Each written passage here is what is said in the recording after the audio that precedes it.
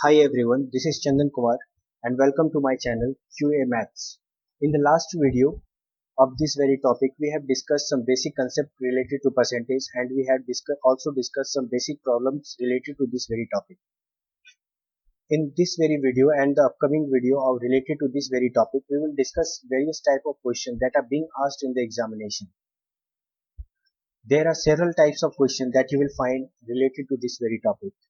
What I have done is that I have categorized all those questions under several sections and will discuss all those kind of questions in this very video and in the upcoming videos.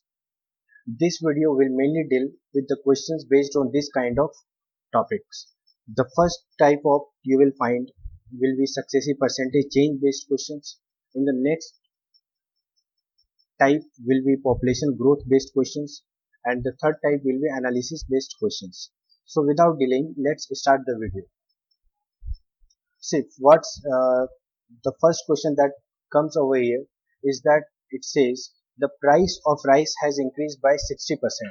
In order to restore the original price, the new price must be reduced by. Question कह रहा है कि चावल की कीमत में 60% की वृद्धि होती है। वास्तविक मूल्य को पुनः लाने के क्रम में नई कीमत में कितनी गिरावट की जानी चाहिए। तो देखो इस टाइप के क्वेश्चन को मैंने लास्ट वीडियो में भी डिस्कस किया था। सेम वही ट्रिक यूज करेंगे। मान लेते हैं कि जो ओरिजिनल प्राइस था वो कितने के बराबर था, 100 के बराबर था। अब इस ओरिजिनल प्राइस पे क्या होता है, 60% का इंक्रीमेंट होता है। तो 100 का 60% क्या होता है, 60 ही होता है। दैट मीन्स क्या हो जाएगा, न्यू प्राइस 100 प्लस 60, तो न्यू प्राइस क्या हो गया, 160। अब क्वेश्चन क्या कह रहा है कि वापस मुझे क्या करना है, इसे वापस 100 पे लेके आना है। तो मुझे कितना परसेंट रिडक्शन करना होगा। तो एक चीज तो क्लियर है, अगर मुझे रिडक्शन करना है, किस पे रिडक्शन करेंगे, 160 पे। तो 160 में कितना रिडक्शन करेंगे कि ओरिजिनल प्राइस पे चली जाए। तो ओरिजिनल प्राइस पे लाने के लिए मुझे क्या करना होगा, इसमें 60 माइनस करना होगा। तो परसेंटेज हम कैसे निकालते हैं, जिस भी चीज के बारे में बात करते हैं उसके हम कहाँ पे लेते हैं, ऊपर में लेते हैं। फिर इस वैल्यू को हम जिससे कंपेयर कर रहे हैं, यहाँ पे हम माइनस किस पे कर रहे हैं, 160 पे कर रहे हैं। दैट मीन्स हम कंपेयर कहाँ पे कर रहे हैं, 160 पे कर रहे हैं। तो नीचे क्या आ जाएगा, 160 इंटू 100। सॉल्व करेंगे तो क्या आ जाएगा, 3/8 इंटू 100। लास्ट वीडियो में आपने देखा था 1/8 इक्वल्स टू 12.5%। तो 3/8 क्या हो जाएगा, 12.5 इंटू 3 यानी कि 37.5%। दैट मीन्स अगर मुझे वापस ओरिजिनल प्राइस पे जाना है तो मुझे क्या करना होगा, 160 को 37.5% से रिड्यूस करना होगा। तो आंसर क्या हो गया इस क्वेश्चन का, 37.5%। तो आई होप आपको ये सारे क्वेश्चन के कंसेप्ट क्लियर होंगे और आप इसे काफी इजीली अब आप क्या करोगे, अब इसे सॉल्व कर पाओगे। तो चलो देखते हैं, एक काफी इंपॉर्टेंट सा टॉपिक है परसेंटेज में और इस पे काफी बार बार आपको क्वेश्चन क्या होता है देखने को मिल जाता है। तो डिस्कस करते हैं उस टॉपिक को और उस टॉपिक का नाम है सक्सेसिव चेंज इन परसेंटेज। तो सबसे पहले समझते हैं सक्सेसिव चेंज का मतलब होता क्या है। देखो सक्सेसिव चेंज का मतलब क्या होता है, पहले वो डिस्कस करते हैं। देखो मान लो कोई प्रोडक्ट है, प्रोडक्ट पे क्या हो रहा है, बार बार उस पे परसेंटेज चेंज हो रहा है। जैसे बार बार उस पे क्या हो रहा है, परसेंटेज हम क्या कर रहे हैं, इंक्रीज कर रहे हैं। जैसे कोई प्रोडक्ट है, प्राइस है 100 रुपए, पहले मैंने उस पर 20% इंक्रीज किया, फिर मैंने 30% इंक्रीज किया, फिर मैंने 40% इंक्रीज किया। तो ऐसे अगर आप दो या दो से ज्यादा बार इंक्रीज या डिक्रीज कर रहे हो तो वैसे चेंज को हम क्या कहते हैं, सक्सेसिव चेंज इन परसेंटेज। अब इस पे क्वेश्चन क्या आता है कि आपको सेवरल टाइम्स, आपको नंबर ऑफ टाइम्स 2 या 3 बार आपको क्या होता है, चेंज आपको दिया जाता है। आपको बताना होता है कि अगर उसे सिंगल परसेंटेज में कन्वर्ट करना हुआ तो सिंगल परसेंटेज में आप क्या वैल्यू, कितने परसेंट को आप इंक्रीज या डिक्रीज करोगे। तो डिस्कस करते हैं ऐसे क्वेश्चन को हम कैसे सॉल्व करेंगे। तो देखो अगर दो का केस है, जैसे मान लो कोई पहले हम क्या कर रहे हैं, x% से इंक्रीज कर रहे हैं, फिर दूसरी बार हम क्या कर रहे हैं, y% से इंक्रीज कर रहे हैं। तो ऐसे केस को हम कैसे निकाल सकते हैं, टोटल इंक्रीज हम कैसे निकालेंगे, इस फॉर्मूला का यूज करके। That means x plus y plus x y by 100। तो जैसे मान लो कोई प्रोडक्ट है, प्रोडक्ट की जो प्राइस है, पहले हमने क्या किया, उसे 20% से इंक्रीज कर दिया। फर्स्ट केस में हमने क्या किया, 20% से इंक्रीज कर दिया, फिर उसे मैंने 40% से इंक्रीज कर दिया। तो आपको निकालना है net effect in terms of percentage कितना हुआ। आपको क्या निकालना है, net effect in terms of percentage. तो मान लेता हूँ कि ये जो x 20% है वो x की वैल्यू हो गई और 40% y की वैल्यू। फॉर्मूला यूज करते हैं तो क्या आ गया, 20 plus 40 plus 20 into 40 upon 100। Solve करोगे तो क्या आ गया 60 plus 8, that means net effect क्या आएगा 68%। एक तो ये मेथड हो गया। या तो आप कैसे निकाल सकते हो, जैसे देखो 20% प्राइस इंक्रीज हुआ, दैट मीन्स अगर पहले 100% था तो अब कितना हो गया 20% उसमें ऐड हो जाएगा, दैट मीन्स 100 प्लस 20%। और दूसरी बार क्या हुआ 40% से इंक्रीज हो गया, दैट मीन्स 100 प्लस 40 यानी कि 140%। तो इसको सॉल्व कैसे करोगे 120 अपॉन 100 परसेंटेज हटाना है मुझे, 140 अपॉन 100। अब मुझे फिर से परसेंटेज में निकालना है तो क्या करेंगे मल्टीप्लाई में उसे 100 से मल्टीप्लाई करेंगे, 100 100 कैंसिल, डबल जीरो कैंसिल, बचा क्या 12 इंटू 14। दैट मीन्स आपने कितने में सेल किया इसे 168% में सेल किया। तो इंक्रीज कितना हुआ, नेट इंक्रीज कितने से हुआ, अगर पहले 100 था तो इंक्रीज कितना हुआ 168 में। आप क्या करेंगे 100 माइनस कर देंगे, दैट मीन्स नेट इंक्रीज क्या हो गया 68% से इंक्रीज हुआ। तो दोनों केस में आंसर क्या आ रहा है सेम आ रहा है। तो या तो आप इससे सॉल्व करो या तो आप इससे सॉल्व करो। देखो लेकिन जब दो से ज्यादा केस आएगा तब आपके लिए ये प्रोसेस क्या होगा इजी बन जाएगा, ये थोड़ा क्या हो जाएगा लेंदी बन जाता है। तो ट्राई कीजिएगा कि आप ये मेथड को अटेम्प्ट लो, सो दैट कि आपका क्या हो एक ही मेथड से सारे तरह का क्वेश्चन इजीली सॉल्व हो जाए। अगर दो का केस आता है तो आप इससे भी सॉल्व कर सकते हो, कोई ज्यादा फर्क नहीं पड़ेगा। लेकिन जब तीन या तीन से ज्यादा का केस आएगा तो आपके लिए ये वाला चीज ज्यादा हेल्पफुल होगा। जैसे कि मैं एग्जांपल देके आपको समझाता हूँ। देखो नेक्स्ट क्वेश्चन क्या कह रहा है कि if two successive discounts of 50% and 10% are offered, then what is the net discount in terms of percentage? दो क्रमागत दो क्रमागत छूट 50% और 10% किस एकल छूट के बराबर है। देखिए ये क्या पूछ रहा है सिंगल डिस्काउंट, आपको कितने तरह का डिस्काउंट दिया हुआ है, दो डिस्काउंट दिया हुआ है, एक 50% और दूसरा 10%। आपसे पूछा है एक छूट के बारे में, यानी कि किसी आपको सिंगल डिस्काउंट बताना है। तो सिंगल डिस्काउंट कैसे बताओगे, देखो डिस्काउंट का मतलब क्या हुआ उस पर छूट दिया जा रहा है, यानी कि एक तो -50% हो गया और दूसरा -10% हो गया। फॉर्मूला पुट करेंगे, क्या था formula x plus y plus x y upon 100 निकालेंगे इसी को यूज करके। पहले क्या आ गया -50 प्लस वाई की जगह पे क्या आ गया -10, -50 -10 अपॉन 100 आ गया। सॉल्व करेंगे -50 -10 क्या हो गया -60, फिर माइनस माइनस कैंसिल हो गया तो बचा क्या 50 इंटू 10 500, 500 अपॉन 100 क्या बच गया 5। सॉल्व करेंगे तो क्या आ गया -55। दैट मीन्स नेट डिस्काउंट क्या मिला, कितने का मिला, नेट डिस्काउंट जो मिला वो कितने का मिला 55% का मिला। अब दूसरा मेथड अगर हम यूज करते हैं तो वो क्या आ जाएगा, अगर 50% का डिस्काउंट मिलता है दैट मीन्स हम उसे कितने में सेल कर रहे हैं 100 -50 अपॉन 100 पे सेल कर रहे हैं। फिर दूसरे टाइम में क्या हो रहा है 10% का डिस्काउंट मिल रहा है, दैट मीन्स 100 -10 अपॉन 100 में सेल कर रहे हैं। अब मुझे परसेंटेज के टर्म्स में निकालना है, इसलिए हम फिर से क्या करेंगे 100 से मल्टीप्लाई, 100 100 कैंसिल, बचा क्या यहाँ पे 100 -50 अपॉन 100 बच गया, यहाँ पे क्या बचा 90। अब इसे सॉल्व करेंगे तो ये क्या बन गया 2, फिर सॉल्व करेंगे तो क्या आ गया 45। दैट मीन्स इसका मतलब क्या हुआ 45% में आपने क्या किया इसे सेल किया। अगर 100% प्राइस था उसको आपने क्या किया 45% में सेल किया, दैट मीन्स डिस्काउंट जो आपने दिया कितने का डिस्काउंट दिया 100 -45 का डिस्काउंट दिया, दैट मीन्स आपने नेट डिस्काउंट कितना दिया 55%। तो इस क्वेश्चन का आंसर क्या हो गया 55%। तो 50% और 10% का जो डिस्काउंट है किस सिंगल डिस्काउंट के बराबर है 55% डिस्काउंट के बराबर है। तो आई होप आपको ये दोनों ट्रिक समझ में आ गए होंगे और आप ऐसे क्वेश्चन को काफी इजीली सॉल्व कर पाओगे। अब देखो अगर तीन का केस आता है तो तीन का केस में कैसे सॉल्व करेंगे वो समझते हैं। तो दो का केस के लिए आपको फॉर्मूला क्लियर हो गया, तो तीन के केस में आप देखते हैं फॉर्मूला क्या आता है। देखो तीन के केस में आपको क्लियर हो रहा है कि फॉर्मूला काफी क्या हो जाएगा कॉम्प्लिकेटेड हो जाएगा। फॉर्मूला क्या कहता है,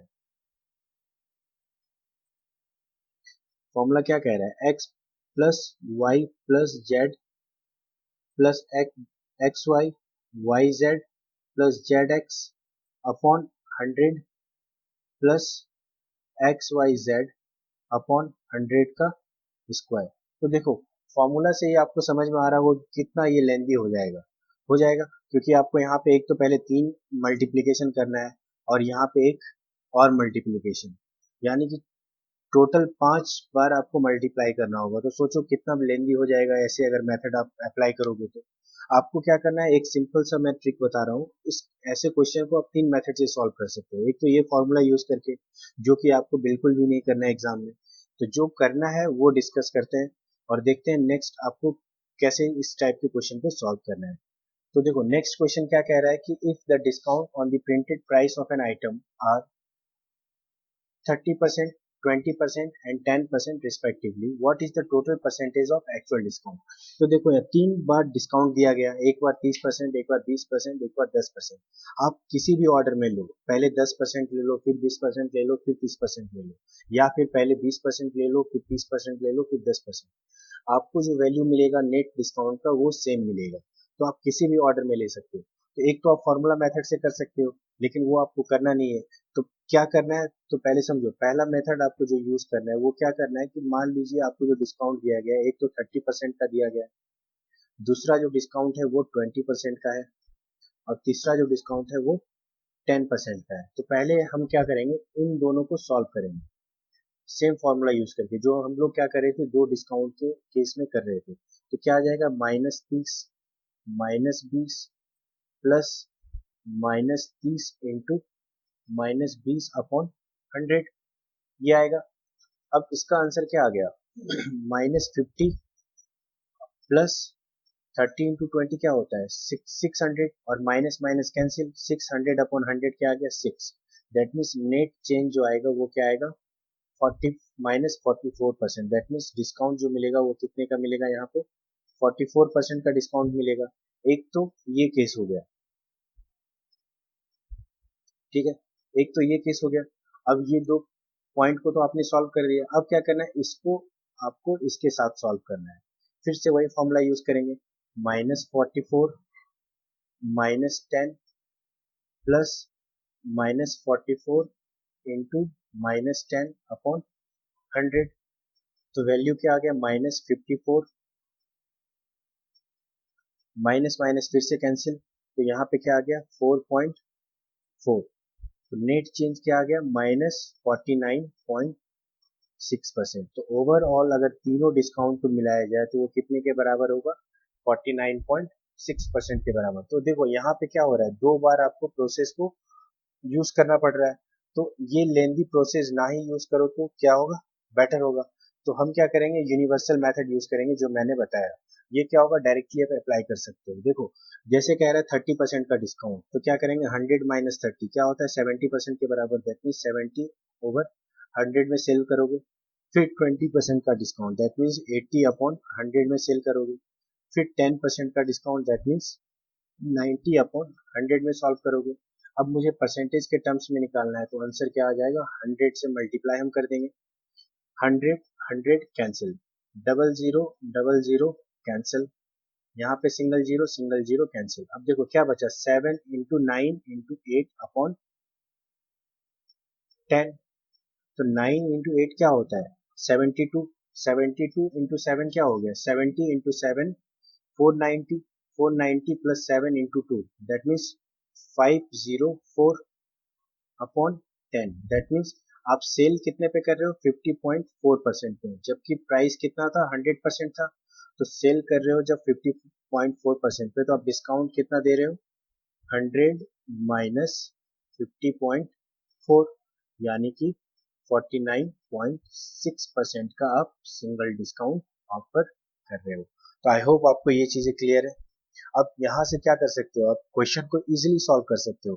तो आप इजीली कंपेयर कर सकते हो, एक तो फॉर्मूला वाला काफी कॉम्प्लिकेटेड हो जाता है, दूसरे केस में क्या हो रहा है, ये मेथड में क्या हो रहा है, आपको दो बार कैलकुलेशन परफॉर्म करना पड़ेगा। यहाँ पे आप सिंगल टाइम्स में क्या कर सकते हो, क्वेश्चन को सॉल्व कर सकते हो। तो आपको ऐसे क्वेश्चन के लिए कौन सा मेथड यूज करना है, ये वाला मेथड यूज करना है। तो आई होप आपको क्लियर हो गया। अब देखते हैं नेक्स्ट क्वेश्चन की तरफ, नेक्स्ट क्वेश्चन क्या कहता है।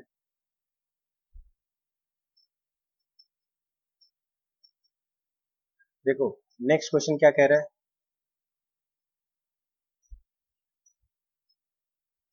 नेक्स्ट क्वेश्चन कह रहा है the mark price of A shirt is ₹1000।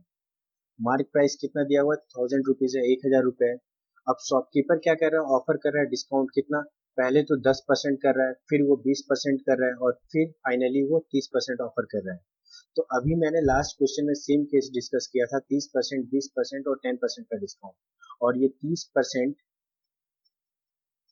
20% और 10% का जो डिस्काउंट था किसके बराबर था, 49.6% का डिस्काउंट के बराबर था। ये डिस्काउंट दिया जा रहा था।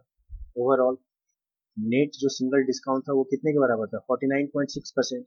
दैट मीन्स ये प्रोडक्ट को कितने पे सेल कर रहा था, सेलिंग प्राइस क्या था, 50.4% के बराबर।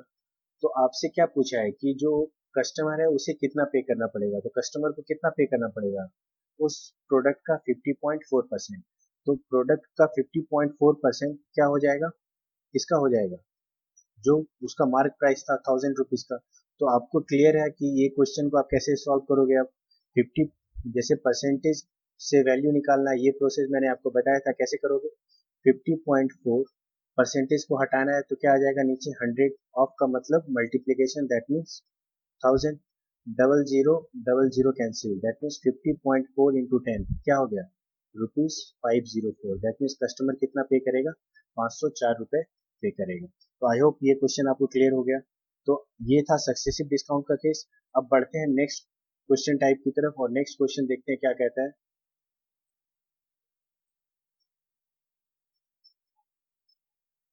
नेक्स्ट क्वेश्चन आता है पॉपुलेशन बेस्ड क्वेश्चन। तो पॉपुलेशन बेस्ड क्वेश्चन देखो क्या होता है कि पॉपुलेशन बेस्ड जो क्वेश्चन होता है नॉर्मली ये क्या पैटर्न फॉलो करता है, कंपाउंड इंटरेस्ट यानी कि चक्रवृद्धि ब्याज का पैटर्न फॉलो करता है। जैसे मान लो पॉपुलेशन क्या हो रहा है, हर साल 10% बढ़ रहा है। दैट मीन्स अगर अभी पॉपुलेशन 100 था, अगर अभी के टाइम में पॉपुलेशन 100 है मान लो, तो अगर 10% से हर साल इंक्रीज हो रहा है तो अगले साल कितना हो गया, 110। दैट मीन्स ये कितने के बराबर है, 100, और 10 बढ़ गया, दैट मीन्स 10। फिर से क्या होगा, जो पॉपुलेशन 10% इंक्रीज होगा किस पे होगा, 10% किस पे इंप्लाई होगा, ये 110 पे होगा। तो ये जो पैटर्न होता है किस कौन सा पैटर्न हो गया, कंपाउंड इंटरेस्ट का पैटर्न फॉलो कर रहा है। तो यही चीज आपको ध्यान रखना है। ऐसे क्वेश्चन को हम क्या कर सकते हैं, या तो कंपाउंड इंटरेस्ट का जो फॉर्मूला यूज करते हैं उस बेसिस पे सॉल्व कर सकते हैं, या फिर आप डायरेक्टली भी इसे सॉल्व कर सकते हैं। सबसे पहले समझते हैं जो कंपाउंड इंटरेस्ट का फॉर्मूला होता है उसके अकॉर्डिंग कैसे सॉल्व करते हैं। तो कंपाउंड इंटरेस्ट का फॉर्मूला हम कैसे निकालते हैं, अगर मुझे अमाउंट निकालना हुआ तो P इंटू 1 + R/100, और पावर पे क्या आता है, टाइम पीरियड। तो यहाँ पे प्रिंसिपल मेरा क्या हो गया, 800, 1 आ गया। रेट ऑफ इंक्रीज क्या है, 5%, दैट मीन्स 5/100। और कितने साल के बाद पूछा है, 2 साल के बाद, तो यहाँ पे क्या आ गया, 2। आप इसे सॉल्व करोगे ये कितने बार में कट करेगा, 20। तो 800, और इसे सॉल्व करोगे तो 20 + 1 क्या आ गया, 21/20 का स्क्वायर। फर्दर इसे मैं अगर सॉल्व करूँ तो क्या आ गया, 800 into 21/20 into 21/20, double zero cancel, 2 into 2 क्या होता है, 4, और ये कितने बार में कैंसिल करेगा, 2 टाइम्स में। तो 2 इंटू 21 इंटू 21 क्या आता है, 441।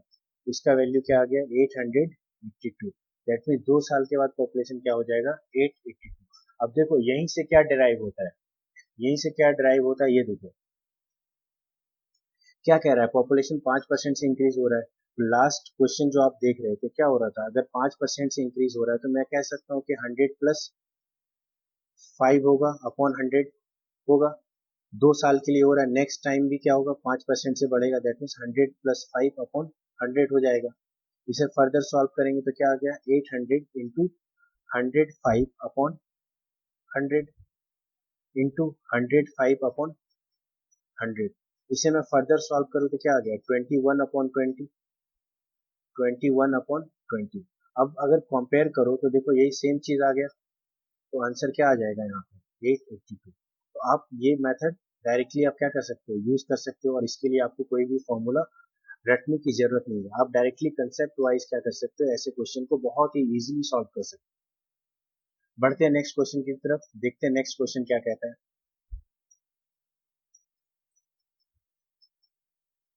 देखो नेक्स्ट क्वेश्चन क्या कह रहा है कि 2 वर्ष पूर्व किसी शहर की जनसंख्या 2,45,000 थी। पहले वर्ष यह 12% और दूसरे वर्ष यह 15% बढ़ी। इस शहर की वर्तमान जनसंख्या कितनी है?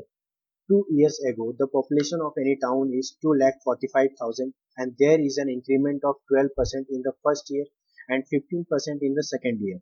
Then what would be the population of that town at present?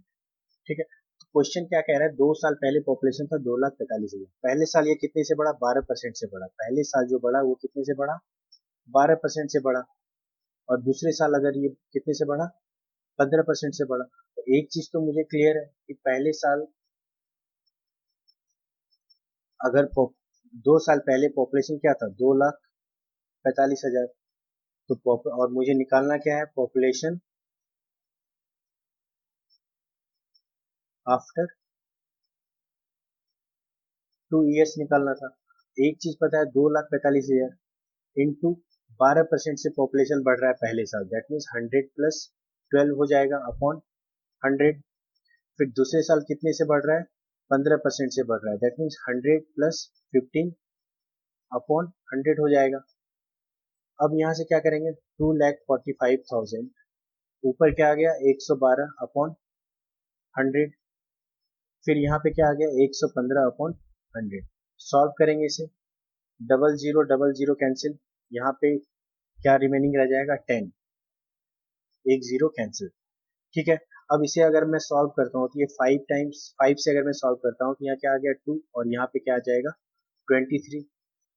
फिर से इसे सॉल्व करता हूँ तो ये क्या आ गया? 56। अब आप इसे सॉल्व करोगे तो क्या आ गया? 245 इंटू 23 इंटू 56 करना है। तो 23 इंटू 6 क्या आ गया?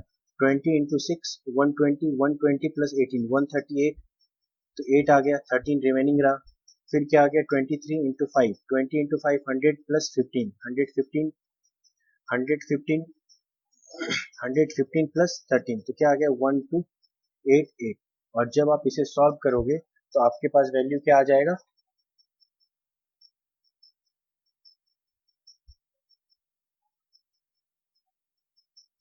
315560 के बराबर आ जाएगा, जो कि क्या होगा इस क्वेश्चन का आंसर।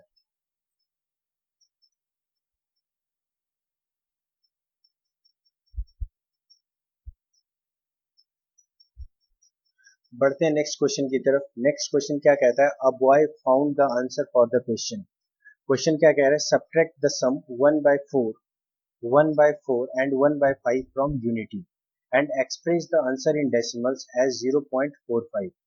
उसने देखो क्वेश्चन में क्या किया गया कि क्वेश्चन में कह रहा है कि एक बच्चे को कहा गया कि 1/4 और 1/5 का जो सम आएगा उसे यूनिटी से सब्ट्रैक्ट करने के लिए और फिर उसका आंसर बताने के लिए। तो उसने क्या किया? यूनिटी का मतलब क्या होता है? सबसे पहले देखो यूनिटी का मतलब क्या हो गया? यूनिटी का मतलब क्या हो गया? यूनिटी का मतलब हो गया 1। तो बच्चा क्या करेगा? 1 में 1/4 और 1/5 माइनस करेगा। तो अगर मैं 1 में 1/4 और 1/5 माइनस करूं तो वैल्यू क्या आएगा? नीचे मुझे क्या करना होगा? एलसीएम लेना होगा। एलसीएम क्या आ गया? 20। 20 में क्या करूंगा मैं? अगर यहाँ पे आ जाएगा 20, अगर मैंने एलसीएम लिया तो 20 इंटू 1 क्या आ गया? 20। और यहाँ पे 4 कितने बार में 20 आ रहा है? 5 टाइम्स में, दैट मीन्स यहाँ क्या आ गया? 5। और उसी तरह यहाँ पे क्या आ गया? 4। सॉल्व करोगे आप तो आपके पास क्या आ जाएगा? 11/20। और जब आप इसे फर्दर सॉल्व करोगे तो वैल्यू क्या आएगा? 5 पॉइंट, सॉरी, वैल्यू आएगा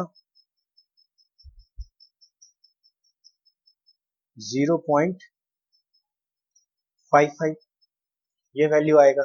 लेकिन बच्चे ने क्या किया? 0.55 की जगह पे उसने आंसर क्या बताया? 0.45। तो आपसे क्वेश्चन क्या पूछा है? इसी का एरर परसेंट बताना है। तो एरर परसेंट कैसे निकालोगे? एरर, जो भी एरर आएगा वो आप कहाँ लोगे? ऊपर में, क्योंकि हम जिसकी भी बात करते हैं उसे हम कहाँ लेते हैं? न्यूमरेटर पे लेते हैं। अब मैं कंपेयर किससे कर रहा हूँ? जो एक्चुअल वैल्यू आएगा, जो एक्चुअल वैल्यू आना चाहिए उससे कंपेयर करेंगे, क्योंकि उसी के रिस्पेक्ट में हम क्या निकालेंगे? एरर परसेंट निकालेंगे। और 100 से हम उसे मल्टीप्लाई करेंगे सो दैट की वैल्यू हम मुझे परसेंटेज में चाहिए। अब एरर कितना आ रहा है? 0.55 माइनस 0.45। 0.45 वैल्यू क्या आना चाहिए था, 0.55 आना था, तो इसे हम कहाँ लेंगे, नीचे लेंगे, इंटू 100। अब इसे आप जब सॉल्व करोगे तो क्या आ रहा है, 0.10 upon 0.55 into 100, decimal decimal cancel. अब क्या बचा, ये 2 बार में कैंसिल और ये 11 टाइम्स में कैंसिल, वैल्यू क्या आ गया, 200 अपॉन 11%। और ये क्वेश्चन का आंसर क्या हो जाएगा, यही 200/11%। तो क्लियर है। देखो क्वेश्चन सिंपल था, क्वेश्चन में बस यही कहा गया था कि क्वेश्चन में बॉय को इंस्ट्रक्शन दिया गया था कि वो यूनिटी में से क्या करना है, 1/4 और 1/5 का सम जो होगा उसे माइनस कर देना है। और उसके बाद उसने बच्चे ने वही किया, लेकिन आंसर क्या उसने बताया 0.45, जबकि आंसर क्या होना चाहिए था 0.55। दैट मीन्स बच्चे ने गलत आंसर बताया और उसमें कुछ एरर बताया, तो एरर कितना आ गया, 0.55 माइनस 0.45, जो कि बराबर था 0.10 के बराबर। आपको वही एरर परसेंट निकालना था, that means error by actual value into 100, जो कि आपका आंसर आया 200/11%। तो आई होप आपको ये क्वेश्चन समझ में आया। बढ़ते हैं नेक्स्ट क्वेश्चन की तरफ, देखते हैं नेक्स्ट क्वेश्चन क्या कहता है। नेक्स्ट क्वेश्चन क्या है, सिंपल सा क्वेश्चन है, कह रहा है कि a man spend 75% of his income increases by 20% and his expenditure also increases by 10%। Find the percentage increase in his savings. एक आदमी उसकी आय का 75% व्यय करता है, उसकी आय में 20% वृद्धि होती है और उसके खर्चे में भी 10% से वृद्धि होती है, उसके बचत में बढ़ा हुआ प्रतिशत ज्ञात कीजिए। तो सबसे पहले देखो क्या कह रहा है, एक तो हो गया इनकम, दूसरा हो गया एक्सपेंडिचर या फिर खर्च, और तीसरा फाइनली क्या होगा, सेविंग्स। तो एक चीज बताओ, तीनों में रिलेशन क्या आएगा, ये चीज तो क्लियर है। इनकम, एक्सपेंडिचर और सेविंग में रिलेशन क्या आएगा, इनकम में अगर मैं एक्सपेंडिचर को माइनस कर दूं तो वो कितने के बराबर होगा, सेविंग्स के बराबर होगा। ठीक है, तो मान लीजिए कि मैं मान लेता हूं कि इसका इनकम क्या था, 100 था, इनकम क्या था, 100 था। अब क्या हुआ, उसमें से ये 75% क्या करता है, खर्च कर देता है। तो 75 ऑफ 100 क्या होता है, 75 होता है। तो 100 में अगर 75 खर्च कर दिया तो उसके पास कितना बचा, अभी 25 ही बचा। अब क्या कह रहा है, इनकम जो है 20% से बढ़ जाता है, इनकम क्या होता है 20% से बढ़ जाता है। तो अगर इनकम 20% से बढ़ जाता है तो 100 का 20 क्या, 20% कितना होता है 20। तो अगर इनकम पहले 100 था तो अब इनकम क्या बन जाएगा 120। इसी के साथ साथ क्या कह रहा है कि एक्सपेंडिचर भी जो है उसका 10% से बढ़ जाता है। तो एक्सपेंडिचर 10% से बढ़ता है तो 75 का 10% क्या होता है 75। दैट मीन 75 में क्या होगा, 7.5 बढ़ जाएगा, तो वैल्यू क्या आ जाएगा 82.5 के बराबर। अब एक चीज बताओ, इनकम उसका भी 120, एक्सपेंडिचर उसका 82.5, तो सेविंग क्या होगा 120 माइनस 82.5 के बराबर, यही होगा। दैट मीन्स 100 में अगर 82.5 माइनस करें तो 40 माइनस 2.5 दैट मीन्स 37.5। आपसे क्वेश्चन क्या पूछा है, सेविंग्स में कितना इंक्रीमेंट हुआ। तो अगर पहले सेविंग था 25 और अब कितना सेविंग कर रहा है वो 37.5, ऑब्वियसली क्या हो रहा है, इंक्रीज हो रहा है। तो परसेंटेज इंक्रीज कैसे निकालेंगे, किसकी बात कर रहे हैं, इंक्रीज की बात कर रहे हैं, तो ऊपर क्या आएगा, increase by actual saving, actual value, actual या फिर ओरिजिनल वैल्यू से हम कंपेयर कर रहे हैं, और उसको क्या करेंगे हम 100 से मल्टीप्लाई। तो इंक्रीज कितने से हो रहा है, 37.5 माइनस 25 इंक्रीज हो रहा है, कितने में से 25 में से, इंटू 100। एक बात बताओ, ये क्या आ गया 12.5 अपॉन 25 इंटू 100। अब 12.5 क्या करेगा, 25 को 2 टाइम्स में कट करेगा, दैट मीन्स कितने परसेंट से इंक्रीज हो रहा है, 50% से इंक्रीज हो रहा है। तो इस क्वेश्चन का आंसर क्या हो जाएगा, 50%। तो आई होप कि मैंने जितने भी क्वेश्चन इस वीडियो में डिस्कस किया आपको सारे समझ में आए होंगे। मैं कल फिर से वापस आऊंगा कुछ और क्वेश्चंस के साथ, और धीरे धीरे क्वेश्चन का क्या होगा, लेवल बढ़ता जाएगा। तो आई होप ये सारे क्वेश्चंस आपको समझ में आए होंगे। अगर कुछ डाउट है तो बिल्कुल आप कमेंट में आप अपने डाउट क्लियर कर सकते हो, पूछ सकते हो। मैं जब भी टाइम मिलेगा मैं जरूर उसको आपके कमेंट का आंसर करूंगा। तो आई होप आपको ये वीडियो पसंद आया। अगर ये वीडियो पसंद आया तो प्लीज़ आप इसे लाइक करें, शेयर करें और सब्सक्राइब करें। Thanks a lot.